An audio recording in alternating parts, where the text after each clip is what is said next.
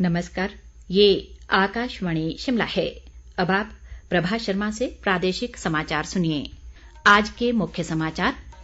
मुख्यमंत्री जयराम ठाकुर ने बंजार विधानसभा क्षेत्र में 62 करोड़ रुपए की विभिन्न विकास परियोजनाओं के किए उद्घाटन व शिलान्यास। पूर्व केंद्रीय मंत्री पंडित सुखराम को इलाज के लिए दिल्ली स्थित एम्स भेजा गया, मुख्यमंत्री ने पूछा कुशलक्षेम।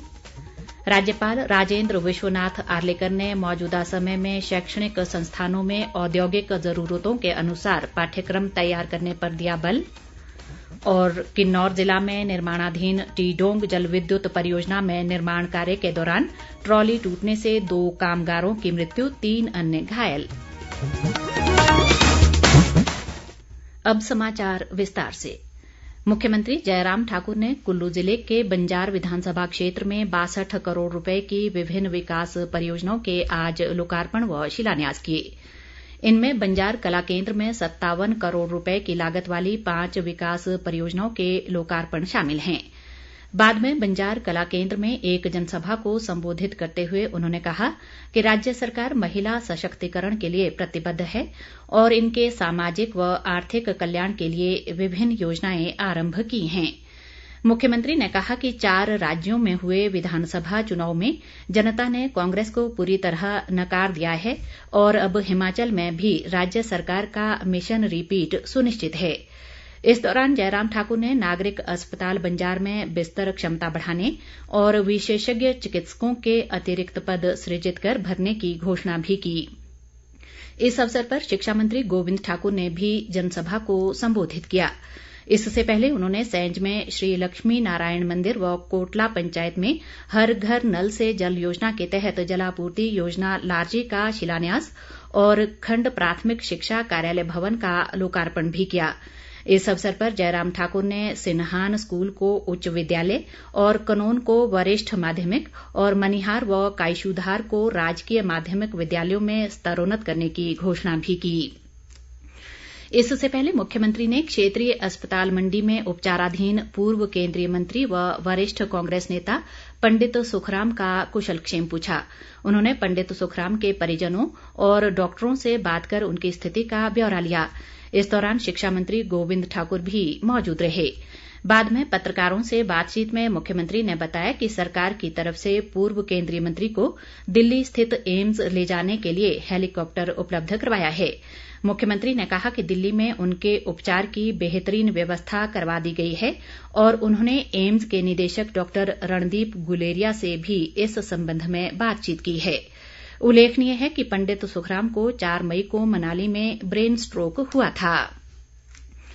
राज्यपाल राजेंद्र विश्वनाथ आर्लेकर ने कहा है कि शहरीकरण को कम करने के उद्देश्य से ग्राम अवधारणा को जीवंत रखते हुए भावी पीढ़ियों को अपनी सांस्कृतिक परंपराओं से अवगत करवाना चाहिए। वे आज शिमला में प्रदेश निजी शैक्षिक संस्थान नियामक आयोग द्वारा higher education leader future of learning and jobs विषय पर आयोजित सम्मेलन में बतौर मुख्य अतिथि बोल रहे थे।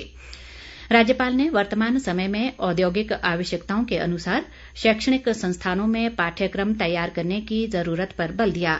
उन्होंने राष्ट्रीय शिक्षा नीति के क्रियान्वयन में निजी शिक्षण संस्थानों के प्रयासों की सराहना करते हुए इस दिशा में और अधिक कार्य करने की आवश्यकता बताई। राज्यपाल ने शिक्षक वर्ग से नई शिक्षा नीति का समग्र अध्ययन करने के बाद इसको सफलतापूर्वक लागू करने को कहा।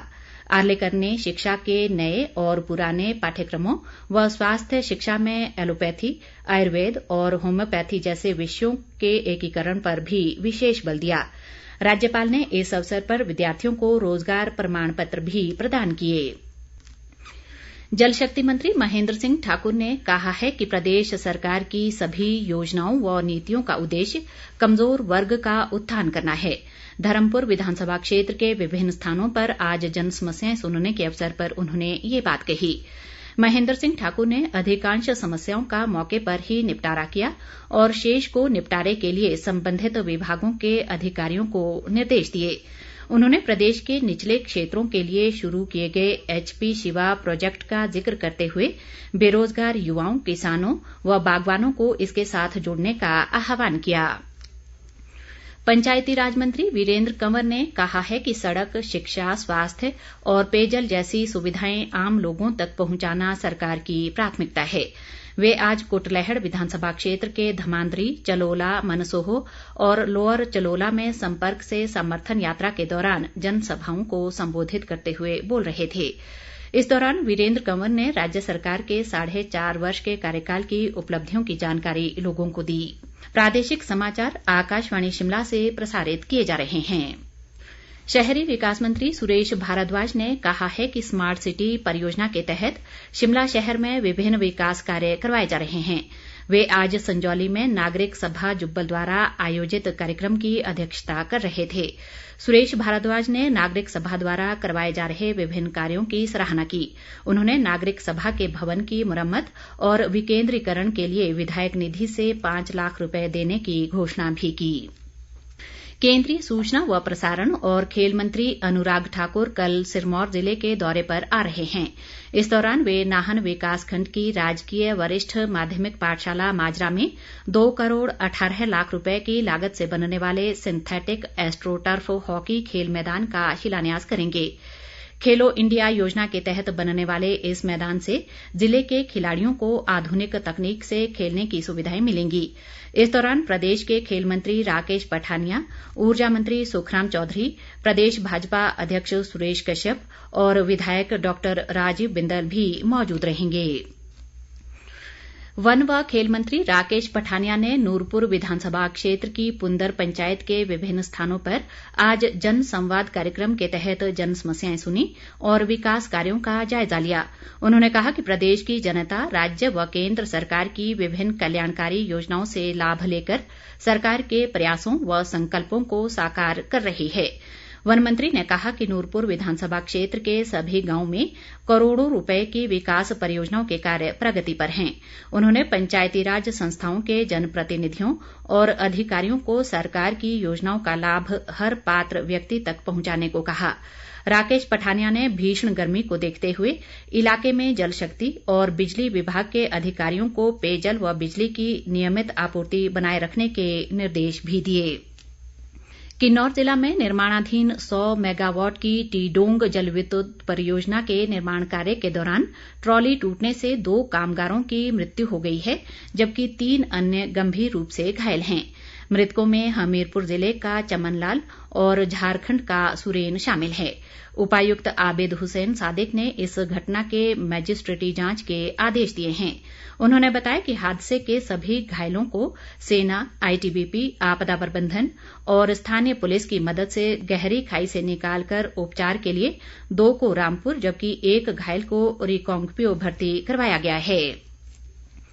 वरिष्ठ भाजपा नेता व पूर्व मुख्यमंत्री प्रेम कुमार धूमल ने हमीरपुर जिले के टौणी देवी के तहत बारी गांव में 1 सप्ताह पहले हुए अग्निकांड के प्रभावितों से आज मुलाकात की और नुकसान का जायजा लिया। उन्होंने प्रभावितों को हर संभव सहायता का आश्वासन दिया और प्रशासन को तुरंत इनकी मदद के निर्देश दिए। धूमल ने आगजनी की घटनाओं पर अंकुश लगाने के लिए टौणी देवी क्षेत्र में एक नियमित दमकल वाहन उपलब्ध करवाने के अधिकारियों को निर्देश दिए।